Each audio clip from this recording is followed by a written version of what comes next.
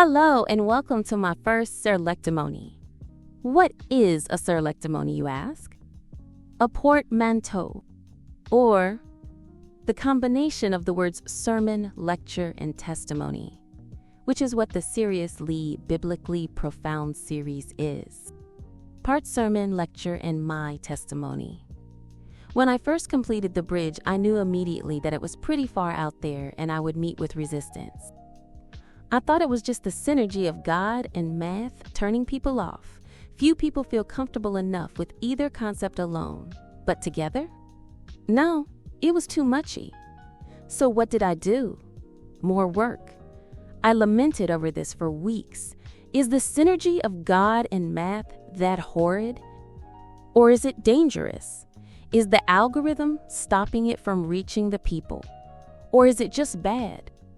So I created beginner courses, mind maps, cheat sheets, and reference guides to help fill in the learning gaps that made this mental bridge seem impassable.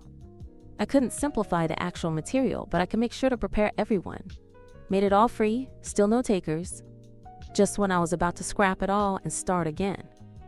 Or throw my foot through my computer screen. I remembered that a friend was having a spa party. Due to my schedule, I declined several of the previous invites, but this day, I really needed a rest.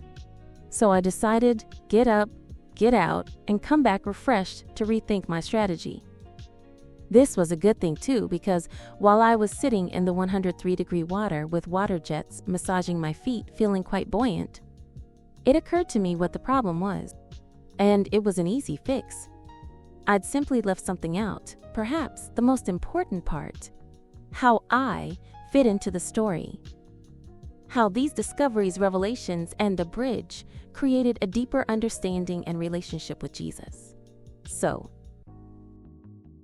let me tell you something that doesn't fit neatly in a testimony box or a Sunday school lesson. I understand deeply how the logistics of the human mind can sometimes stand in the way of emotional and spiritual growth. I know what it's like to reason your way into a corner so tight, not even your tears can flow freely. I grew up in the poorest neighborhoods of Cleveland, where you had to think fast, move smarter, and stay ahead of the hunger. Where survival of the fittest wasn't just a metaphor, it was the method. So I used mathematics as my shield, my sword, and my compass. Similar to a 6'7" senior with a wicked jump shot. I traded talent for a path out of poverty.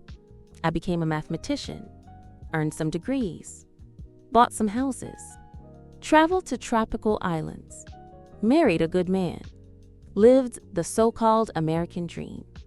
Some say I did the improbable as a Black woman, with all of it provisioned by calculation, discipline, and logic. Or so I thought. Around our 15th year of marriage, my husband was diagnosed with kidney disease. I did what made sense. I turned on the machine of my mind. I studied, planned, and optimized every part of his care.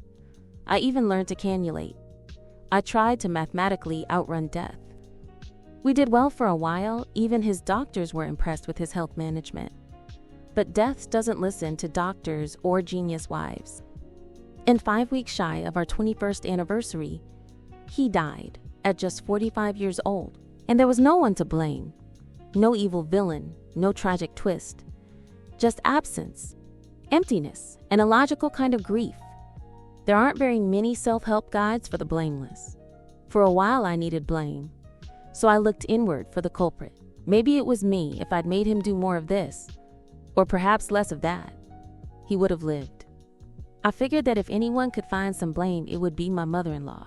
Not that she was a blaming, shaming type of in-law, but this was her son, her firstborn son. Her grief was profound. Surely if I could find someone to blame me, it would be her. No, she only said, "Baby, I know that you loved him, and if there was anything else that could be done, you would have done it." Wow, not even a mother-in-law takes free blame bait. There was no fault, nothing to wish to do over. He was just gone. It didn't compute. It couldn't. And so I collapsed. The logic that had built my world couldn't hold me anymore. The do the right thing anchors I once leaned on were no longer deep enough. Little advice about rebuilding from dust. God felt far, Math felt mute, but even in that silence, I had one instinct left: survive, by any means necessary. So I reached wildly for psychology, for physics, for sacred texts, for ancient symbols and quantum fields, for anything that would tell me that this dust cloud could be formed again, that I wasn't lost beyond repair. And in the midst of that true dark night of the soul, one figure emerged from the ruins. Not a theory, not a parable, not an abstraction, a carpenter, not dressed in the robes of my Sunday memories, but robed in the dust of grief and the grit of love. A man who knew what it meant to suffer, to build with his hands, to carry weight, to walk toward death and still offer life. It wasn't a return to religion. It was a rebirth into reality. And slowly I began to understand math hadn't failed me.